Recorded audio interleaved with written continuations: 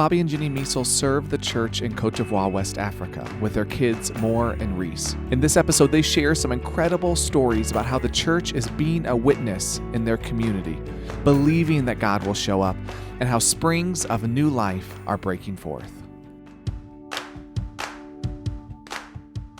Welcome to a World of Good podcast. I'm Nate Tatman. And I'm Andrew Gale. And we are two friends who love Jesus, care about the church, and travel the world to share stories of people who do the same. Our conversations happen in all kinds of places. Like a coffee shop and an airport terminal. Or even the back of a crowded taxi. But no matter where we go, from Argentina to Zimbabwe, we capture stories of the good God is doing around the world. And we hope those stories will do you a world of good. Welcome again to World of Good podcast, and I am, as always, Nate Tatman, and I'm here with my co-host, as always, Andrew Gale. You made such a big deal about me being poolside the last time. I was technically, yeah, but it was nothing to be jealous about. But where I'm at now definitely is something to be jealous of, and I wanted you to be jealous of it, but unfortunately, I'm just sitting here in my room because it was just a little too windy to be outside and to see the mountains in the background and for you to stare at that as you're in your little office cubicle. Not fair. No, you're not in a cubicle. But I can see the highway. Yeah. So where are you right now? You know, along with Stacy and our two daughters, Deleska and Emily, I've been at Mission Training International, or otherwise known as MTI, to the missionary community. And we are here. We're halfway through our Compass training, which is our training that we are going through as a family to prepare us to moving on to the mission field. And It's been an exhausting couple of weeks. They have kept us busy and kept our minds and our tongues busy as well. We're not learning a new language, but they are teaching us how to speak and make different noises and sounds. And, you know, I'm learning that us Americans, we do not have a large, what do they call it?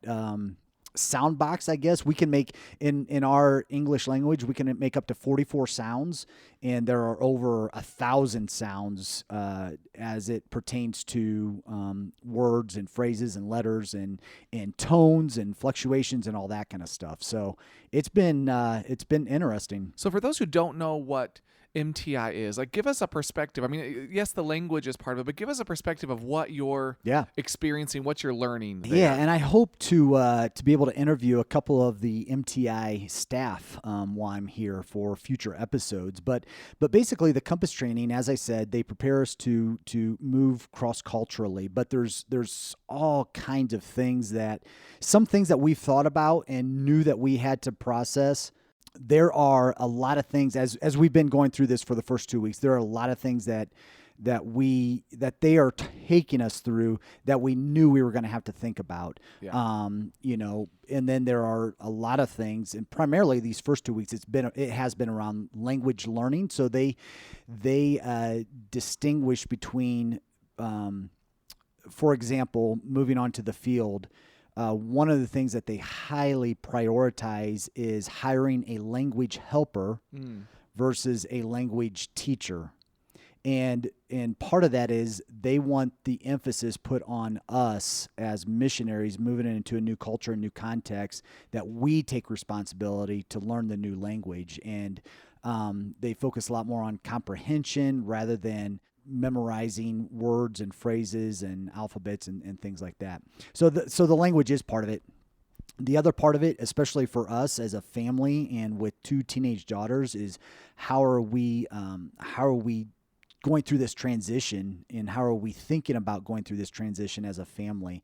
They talk a lot about what our emotions are, what our expectations are, what our realities are, and just give us kind of the language. They talk about paradoxes, a lot about paradoxes.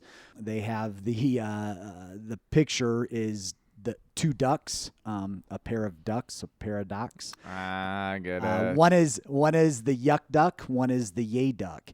And we can be swimming both with a yuck duck and a yay duck as we go through the ups and downs of moving on to the field, and that is okay.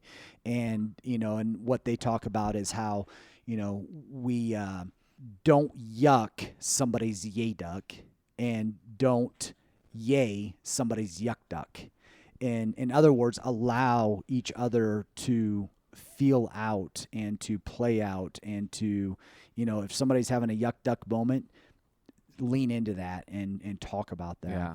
So those are just some of the things I think this That's afternoon. very cool. Yeah. Some of the things just this afternoon, we're going through, what our learning styles are, what our processing styles are, and then obviously putting that in the context of language learning, moving into a new culture, adjusting, that sort of thing. They're giving some language maybe for what you're going to experience. Not saying here's exactly what you're going to experience, but here's some language, almost like premarital counseling. Like here's some language for what you may experience that will help you then once you get to those moments of difficulty to process that well. And that's really cool. I like that. And they're very big on, they just give a wide variety of resources based upon because everybody's different. Cool. Everybody learns differently.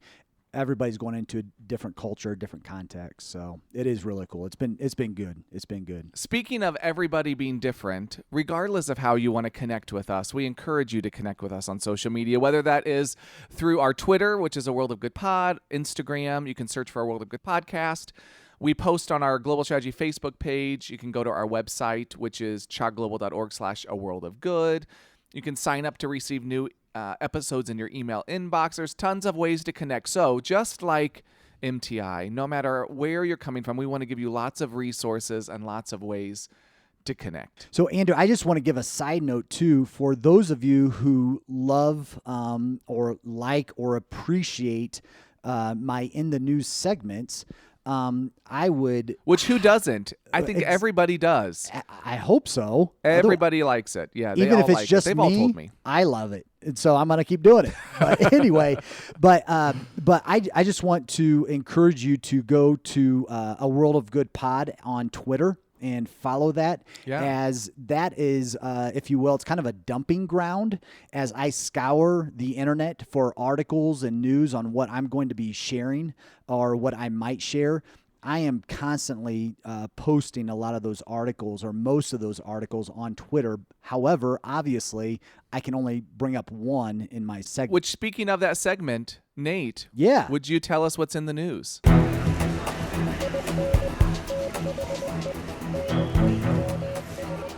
Well, Andrew, because of all the recent tensions, i.e. the vote, the presidential election. What tension? I opted for some good news. I know. I opted for some good news in this segment. I just felt like we needed a little break. Yes. And to that point, I feel like, man, a lot of my In the News, not a lot, most of my In the News segments tend to be around negative things or sad stories or stories that may frustrate us as we hear about persecution and different things like that. Well, I came across this article. The title of it is the first ever monument to a reformer inaugurated in Spain. And it was published on October 29th from the evangelicalfocus.com website. And the article begins by saying the monument to the Protestant reformer okay, here. This is going to test my, see how well I did at MTI this week. Cassiodoro de Reina. Wow. Well done. Was that good? Was that sounded good to me. Cassiodoro? Yeah. All right. Good. Hey, you're a Spanish speaker, so I will take that. There you go. But anyway, he was officially inaugurated by the local authorities on Thursday, October 29th. Now, Reina, he authored the Bear Bible, and that was the first translation of the whole scriptures into Spanish and was published in the 16th century. And so just some notes, I think, from this and why this is such an important thing. Like I said, as the article, the headline said, this is the first monument in Spain that honors a Protestant and obviously a very heavy Catholic country. Reina actually had to flee Spain Wow. due to persecution of the Spanish Inquisition. And then it was on his journey through Europe when he began to translate the Bible into Spanish. And now millions of people around the world, from Spain to Latin America, South America, Central America, and North America, and around the world, millions of people around the world have access to the Bible in Spanish thanks to Castiadoro de Reina. And once you open your YouVersion app and select the Spanish language, you will actually see several different options, several different translations with his name in the title of that. And actually, I found another article I'll link to at some point. But this article, it was from a somebody in Spain, a journalist or somebody said that the Bear Bible, his original translation from 1569, has been called a hidden jewel in the Spanish literature. So I found that fascinating. It's a little bit of history, but this monument just went up at the end of October, and again, it is a really big deal in a Catholic country such as Spain to honor a Protestant with a monument like this. And what a great reminder. I think also we take advantage of the fact that we have the Bible in our language and can access it. Like that hasn't been a reality for the entirety of the Christian world to be able to have that. I mean, it really wasn't until 1,000 years ago that became really possible. And so this is a great story, great reminder of what an incredible opportunity we have as Christians to access the Bible in our language. Well, Andrew, I have appreciated your Coffee Talk segments and has especially the last few. So tell us, what do you have for Coffee Talk today?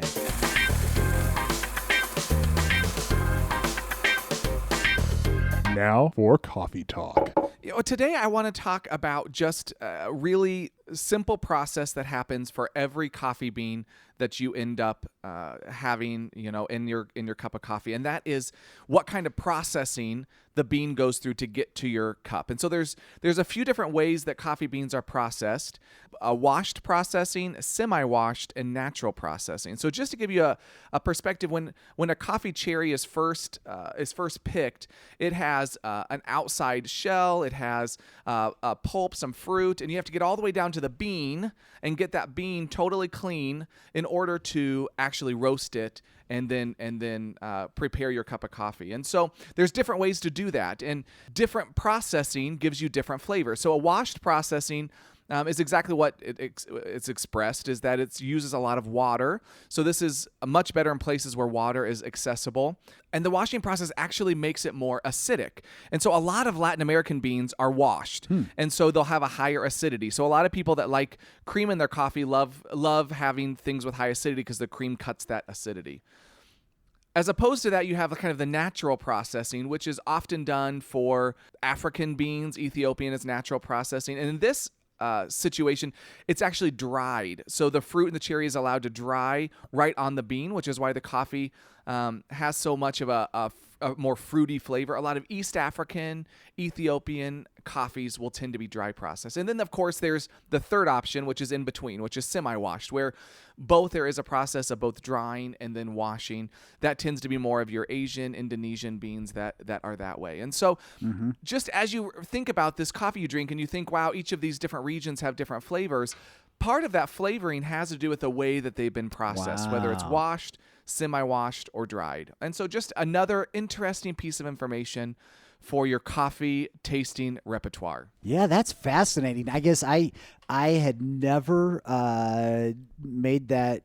I never made that connection to also, how the flavor of the coffee is also tied into that process. I guess I just assumed it was fully, the full flavor was because of the origin and where it was grown and everything. And you can definitely find different coffees that are made different ways. So, I mean, you can find Latin American coffees that are dry processed, rather than washed. But it's just less common, and they'll have different flavors, which is interesting. And so it just depends on kind of what access people have to water and to the process to make that happen. If it's a really humid environment, dry processing doesn't work really well. But out in East Africa, where you can see them when Tanzania, when you're driving around, you see these big tarps laid out with coffee beans on them where they're dry processing them. So just really interesting how that affects the taste of the coffee. Well, the last couple of segments or last couple of episodes, you've asked the question, where is your coffee from? Or do you know where your coffee is from? So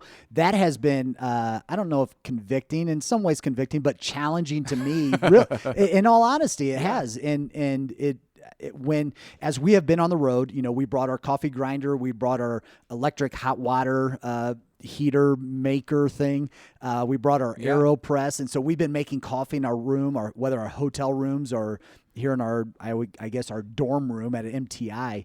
And we found a coffee shop here in, I guess it would be in Miami. No, it was in Colorado Springs, Third Space Coffee. And found it was a very cool place. And they also roast their own coffee beans. And so we needed coffee while we were there getting some coffee to drink. Oh, cool. And so I went over to kind of their shelf and I was looking through, and they had, bags from different regions. But this one bag, and the picture of it caught my eye because I was processing, okay, do I know where my coffee is coming from? Does this roaster know where his coffee is coming from? And so I'm going to post this picture. I'll post it on Instagram. But it is, it's their Guatemala La Morena. I don't think it's a blend. It's kind of hard to tell. Sometimes, it has Guatemala in there, so it makes me think it's single origin. Yeah. But anyway, on their label, it said grown and produced entirely by women. Oh, cool. And a portion of proceeds will be donated to a local women's shelter.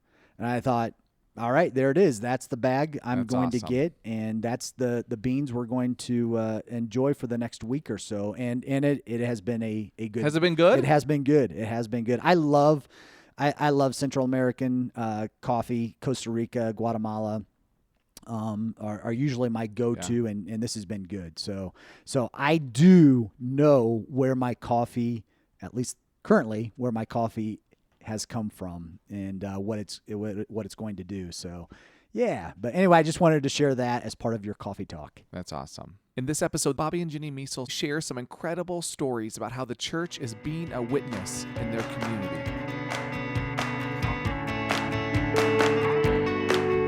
Well, Bobby and Jenny Mihsill, we're so grateful to have you here today for this conversation about the work that you guys are a part of with supporting the church in the Ivory Coast, Cote d'Ivoire. You can critique my pronunciation as much as you want during this experience, but I will do my best. I don't have a French accent. I'm sorry. That's not a gift that I have. But we're so grateful you're here. We are actually in the studio, which, have you guys ever been in the studio before? Yeah, yes. For video recording. For video only, recording, though. but not for audio recording. No. It feels very fancy, Yes, right? sure. It feels like someone should be bringing us a glass of water, or I don't know. It's an awesome place to record. So as we get started, just this conversation about the work that you guys do, can you tell us a little bit about yourselves for people who don't know you? Where did you grow up? And then how did you guys meet and get down this path of doing ministry work cross-culturally? Well, my name is Bobby, and I grew up in the northeastern part of India, in a state called Meghalaya, and the city is called Shillong. And I grew Shillong, Meghalaya. Yeah. I'm going to work on all of these pronunciations. So, and anybody else at home that would like to practice these pronunciations can work on these. And I grew up in a very diverse family where my dad's side of the family were Hindus, and my mom's side of the family are Church of God folks. Wow. And my maternal grandfather was a Church of God pastor for over 50 years. Wow. And when I was in college, I came to know Christ as my Savior. And later on, when I graduated from undergrad, I moved to the city of Kolkata, India. When I was living there, I felt the call to missions, and I said yes. In 2008, I moved to Anderson, Indiana, and went to Anderson University School of Theology, graduated in 2010, and started pursuing missions with Global Missions at that time. Yeah, that's awesome. I grew up in Oregon, and I felt called to cross-cultural ministry starting at the age of 12. I heard a missionary speaker at a youth event at the Oregon State Camp Meeting, but I really struggled with that call for a number of years. I didn't want to give up my idea of what my future was going to be like. And so it took me a few years to accept that. But at the age of 15, I told the Lord that I would go wherever he would lead. Wow, that's a young age. Yeah, it was actually at an international youth convention. And it's been cool because as we've traveled, we've found some other people who received their calling the exact same night at that youth convention. Oh, wow. That's really neat. So after that, I decided to go on my first mission trip, which I took when I was 16. And then the next year I went to AU. I double majored in English education and Bible religion with the idea of being a teacher cross-culturally. So after I served in Japan for 3 years following undergrad, I started my seminary work. And after the first year, I did my internship in India. And one of our classmates was Caldwell Manners, and he shared that there would be a school where I might be able to teach and do my internship in India.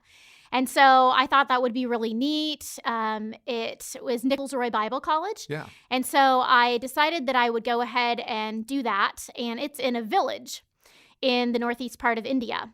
Well, Caldwell said if I was going to do that, it would be a good idea to go to the city as well and experience the city. So I decided to do that for a few days, but I didn't know anyone there. And so he had a friend and said, oh, she can pick you up at the airport. Maybe you can stay with her. And that didn't work out because her mom was sick. But she had a friend I could stay with, but still there was no one to pick me up at the airport. Well, her friend was a nurse who I was staying with, and she had to work the night shift, so she was not available to pick me up at the airport. And so Caldwell had an older couple who were friends of his in the church, and he said, okay, they could pick you up at the airport. Well, unfortunately, they were on vacation out of town that week. And so at the last minute, 2 days before I was going to leave, he got a hold of his cousin who said he could pick me up at the airport, and that was Bobby. Oh, wow. And so Bobby was pretty low on the list to pick you up. I was pretty lucky that all of these people weren't able to pick you up so that you could meet one another. Yeah, so that is actually how we met at the airport in Calcutta. Wow. And we kept in touch over those couple of months that I was on my internship. And then as he shared, the next year he came to the seminary as well. Wow. So Bobby grew up in India and then came to the United States to do some studies. Jenny, you grew up in the United States, but you spent time in Japan and you did an internship in India. None of those places are Cote d'Ivoire. So how did you get to Cote d'Ivoire? How did that decision come about? We actually didn't feel called to a specific geographic location. We both, as we mentioned, had felt called to cross-cultural ministry. But when we were talking and looking at different places where we might be able to serve, the needs of the National Church in Cote d'Ivoire really met what we were passionate about. Oh, cool. That's very cool. So tell us about Cote d'Ivoire. Where is it located?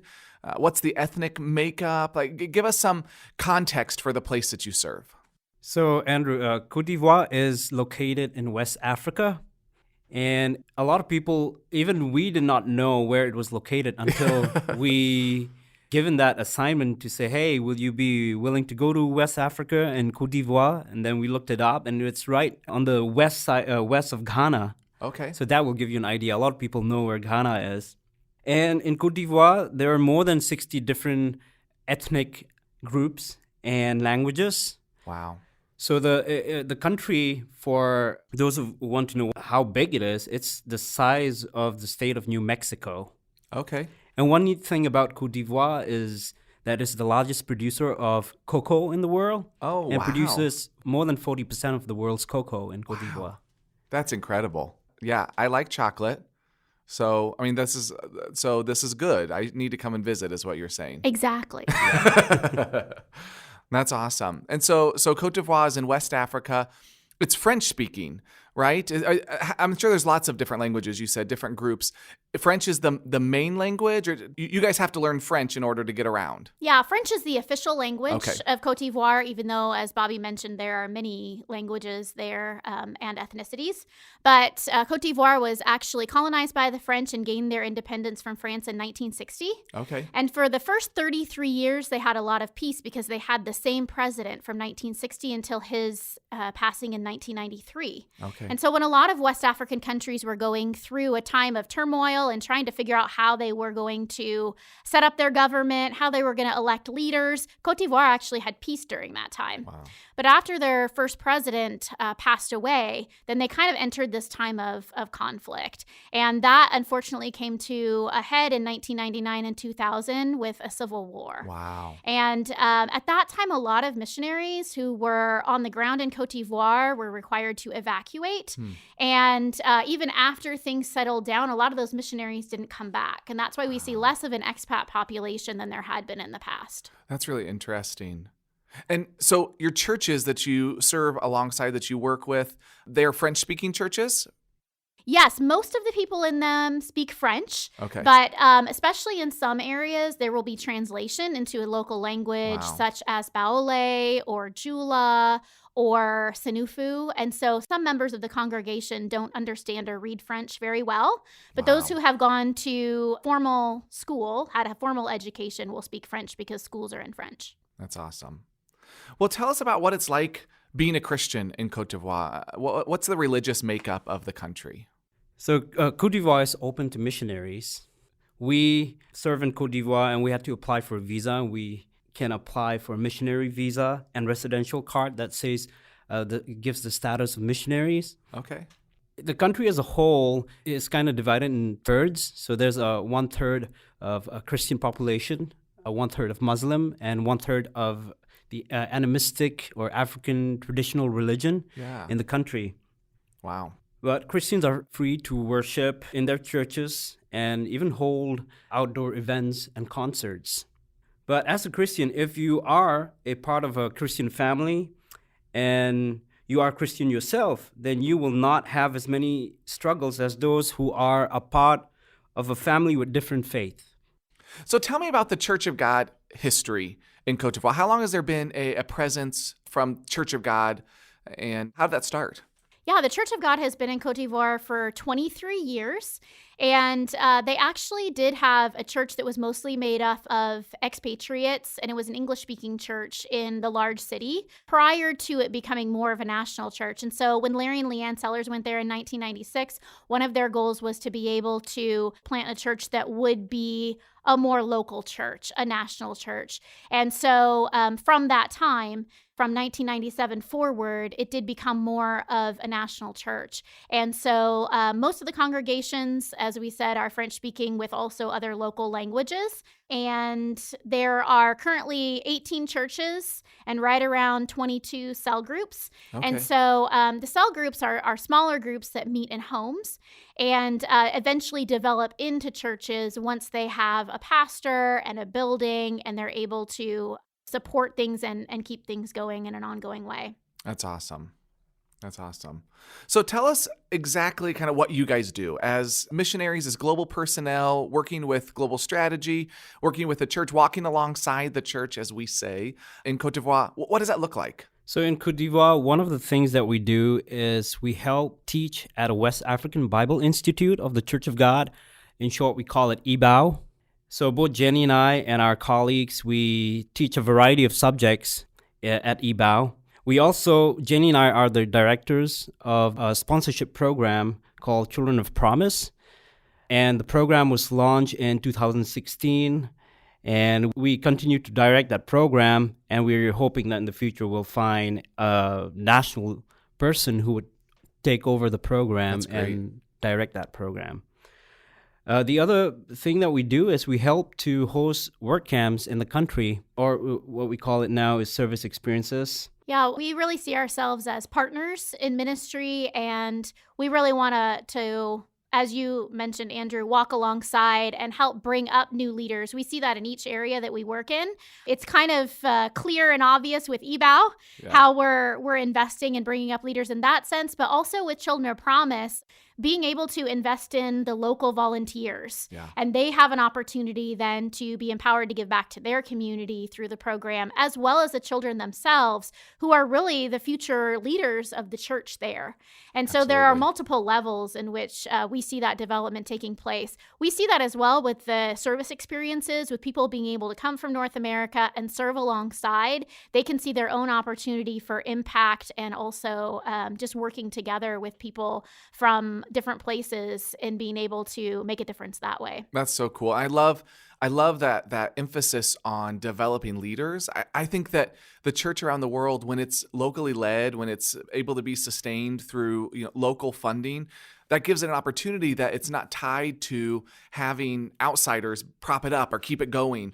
And it sounds like that's what the last 23 years, that's what you guys have been developing. That's what the Sellers and the others, missionaries who have been there, have been developing, is the opportunity for the church to be locally led and to have people that lead it and develop that ministry. But one of the other things that's really neat is the church in Cote d'Ivoire has actually had a history of connecting with other countries around it, of sending its own people. And I know right now there's not a relationship with the church in Burkina Faso, but at one point in time, there was actually an Ivorian that went to Burkina Faso as kind of a missionary, right? As kind of to start the church there, which I think is really beautiful, that when the church becomes locally led and locally sustained, it has the opportunity to reach outside of its borders as well. Yeah, and there actually is a new connection with Burkina Faso That's awesome. just in the last few months. So That's very cool. It's so exciting for me to see the church around the world, the phrase that's the whole gospel to the whole world. So from everywhere to everywhere, and that we get to be a part of that. So what are you guys passionate about? What drives you? What brings you to the work that you're doing? I'm really passionate about people finding hope, and finding hope in Christ, and also reaching their potential, seeing their value. I think a lot of times people don't see all of the gifts that they have and the way that they can use those, and just the opportunity to be empowered to use the gifts that they have. And that's what's really exciting about EBOW and Children of Promise, is seeing people realize that God has placed these gifts and these abilities, that they have these talents that He's given them, and that they have them to use. And it's not just the missionaries, it's not just the ordained pastors, it's anyone who's willing to follow Him and willing to give their lives to the Lord, that He can work in them and through them to impact others. That's so cool. So one of the exciting things about walking alongside the church in Cote d'Ivoire is to be able to dream together and have this vision for the future of the church, and how the church can be self-sustaining, and how the church can reach out beyond its borders in Cote d'Ivoire and into Burkina Faso, and in the future in Mali, and all those other French-speaking African countries. That's one of the beautiful things, I think, about the kinds of work that you do, is that you come with the opportunity, the ability to help communities spend time thinking about things that they may not have the time or energy to spend the time thinking about. And so you can help develop some of those kinds of forward thinking, future casting for what the church could look like. I think that's one of the great gifts that our global personnel give as they engage churches around the world. So can you tell me a story of what it looks like? We've been talking about walking alongside. So what does it look like to walk alongside someone in the church in Cote d'Ivoire? Well, we've been really blessed to be part of a legacy of other missionaries who have also served in Cote d'Ivoire. We mentioned Larry and Leanne Sellers, who have been there since 1996 and are still serving there. And also Sherman and Kay Kreitzer served there for 12 years. And so something neat that has happened just in these last few years as we've launched Children of Promise is we've gotten to know some of the people that Larry and Leanne and also Sherman and Kay worked with. In one village in particular that we have launched the Children of Promise program, it's a cocoa farming village, and there is a family there who their daughter quite a few years ago was very, very sick. And so both the Sellers and the Kreitzers helped to care for her. The Kreitzers really poured into the family and walked beside them as their daughter was critically ill. Wow. Thankfully, she did recover, and she is well today. But at that time, the husband and wife from the village, they were expecting another child. And so the wife being pregnant, she and her husband decided that they were going to name the child Kay if it was a girl, or Sherman if it was a boy. And so their child was born a few months later. It was a boy, and they named him Sherman. Well, this family, having been so impacted by the way that the missionaries had walked alongside them and invested in them, they really felt called as well to invest in their community. And so this man named Alexi, he has become our lead volunteer for Children of Promise. And Sherman has been one of the first children sponsored in that village. And so it's been incredible to watch the ways that Alexi and his family are now giving back and now investing because they have been invested in. That's so cool. That's very, very cool. So I saw a video recently on Facebook of a well being drilled in Lac Polo. And I know this was a project that you guys started raising funds for last year, but it was actually able to come to fruition over the summer. Can you tell me a little bit about that experience and why is that important for that community?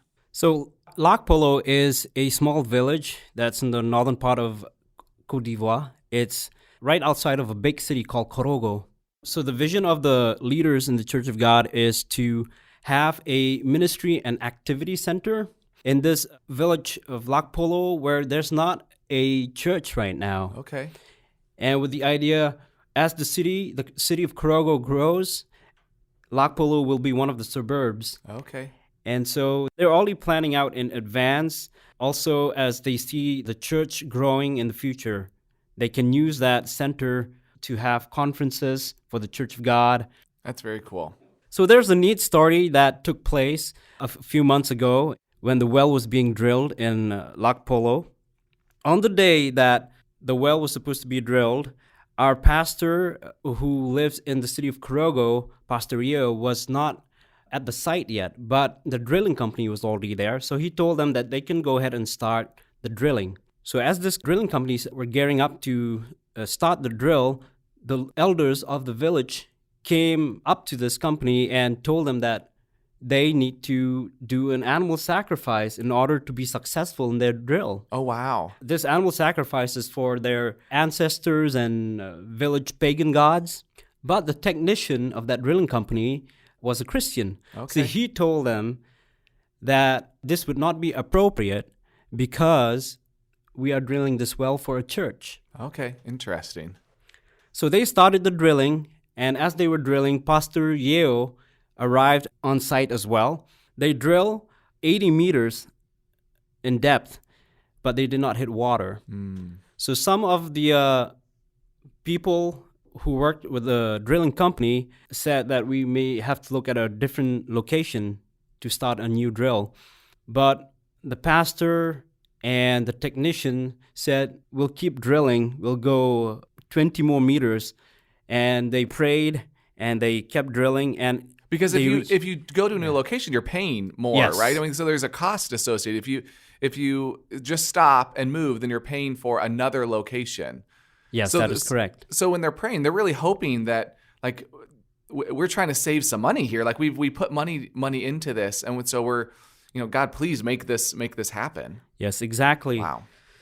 So they kept drilling and they reached 100 meters, but they still did not hit water. Wow. And at this point, a lot of the people there, they were like, let's just find a different location. But the pastor and some of the Christians who were there, they kept praying. And the technician said, let's dig just a little bit more. Wow. And so they kept drilling. At 105 meters, they hit water. And it was so much water, the water came gushing out and people had to run away from where the water was coming out. And that's the video that I saw. For all Yes. those that are waiting to know, it did. Water gushed out of Yes, the well. it did gush It was out. incredible. Wow, it was amazing. And one of the neat things the technician said, there was so much water that water source can supply water to up to 3 villages. Wow. And the water was so good that he said the church can actually bottle up water in the future and sell it. That's awesome. That's awesome. But it was just an amazing testimony of what God was doing in Cote d'Ivoire, and a testimony to all those village elders who are not Christians to see that our God is a God who provides and is such a powerful God. So it was such an amazing story. That's awesome. That's awesome. To me, that just sounds like something you would read about in the Bible, right? That just sounds like something where the people are up against people who think differently, and yet they choose to trust that God is going to provide and God will show up. And God does. And when God showed up, to see that incredible outflow and outpouring of water, what a beautiful image and symbol of God's goodness and graciousness.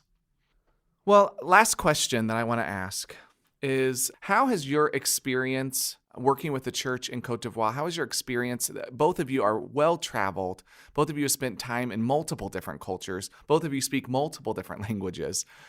How has that shaped your view of God? I think it's just a testimony to how big God is and also how faithful God is.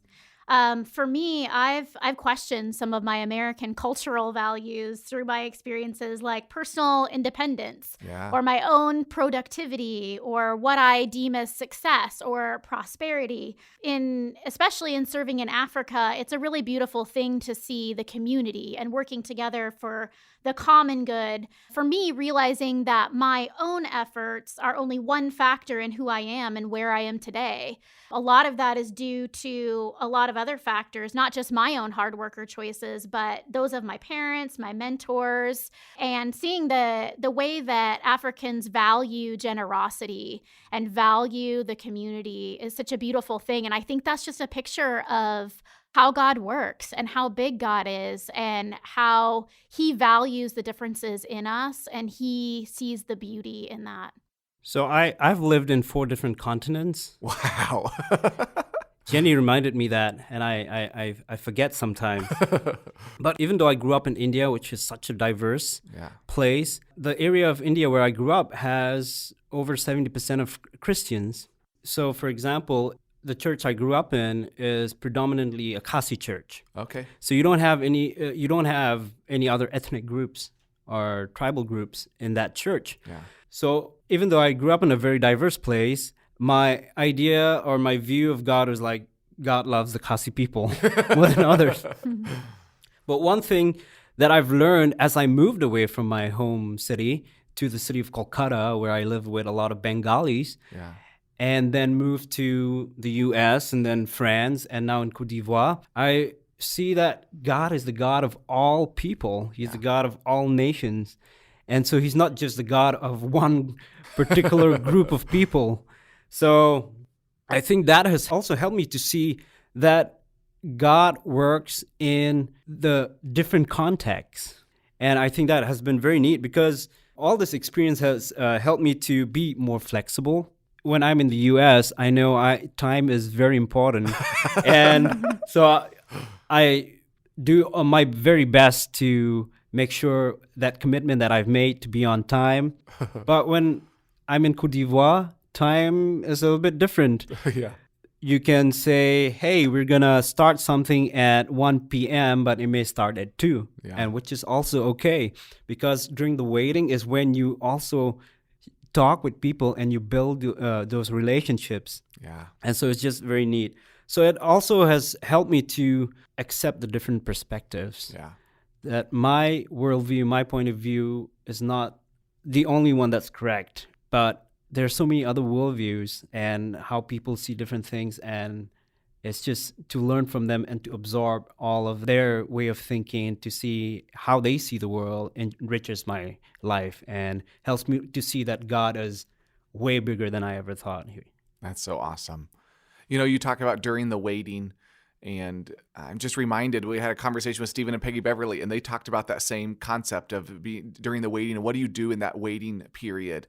And I think that's such a great reminder, Bobby, that during the waiting is our opportunity to build relationships and to connect and not to be so hurried to get to the next thing, whether that's in the day-to-day life or whether that's in big seasons of our life, not being so rushed to get to the next thing, but being willing to sit in that waiting.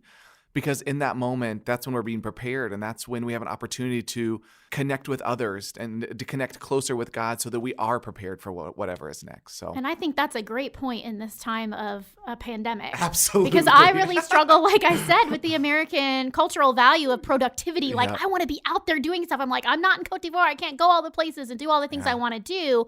But this is a time to be growing and being pruned to bear fruit in the future. Absolutely. I feel like I've had more time to engage my neighbors in my community than I ever had before, building those relationships and conversations that wouldn't have happened. And it's not that I'm thankful, but I'm grateful that that time has not been wasted. It's not lost. Well, Well, Bobby and Jenny, thank you so much for this time today. This has been a fantastic conversation. We're so grateful for the ways that God's using you, the work that you're doing, and we'll continue to pray for you guys, for the church in Cote d'Ivoire, and for the others that are walking with the church there. Thank you for inviting us. Yeah, thank you for having us. Thanks for listening to A World of Good. A World of Good is a podcast production of Global Strategy and Church of God Ministries. Our theme song is Colorado by Leo Flores. If you want to join the conversation, visit us at Twitter at A World of Good Pod, on Instagram, A World of Good Podcast, or visit our website, chogglobal.org/A World of Good. And join us next time as we share more stories of good from around the world.